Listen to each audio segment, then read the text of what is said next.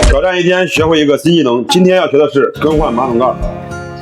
家里的马桶盖用的久了，看它不顺眼了，或者它像这样啪啪响，想换到它。今天2把螺丝刀教大家怎么换掉。首先，咱们在买这个马桶盖之前，要测量几个数据，它的宽度从这2个孔的中心到前面的长度，然后2个孔中心对中心的这个尺寸，选择相同的形状就行了。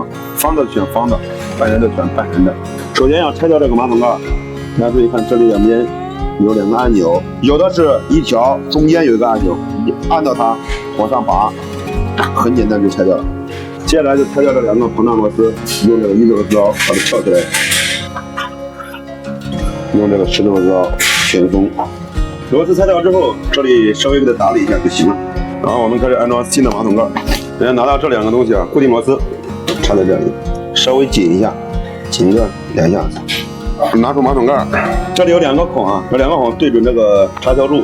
我们现在不需要把这个插销拧得太紧，要不然等一下找不到位置。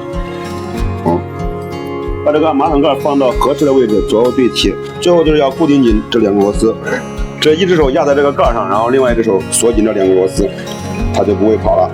拧紧之后，我们这2个盖不要忘了重新把它拆掉，还是压着这个开关往上拔就可以了。那重新把它对准孔，直接对插下去。好，听到咔的一声就可以了。这样这个马桶盖就装好了，你是不是也会了？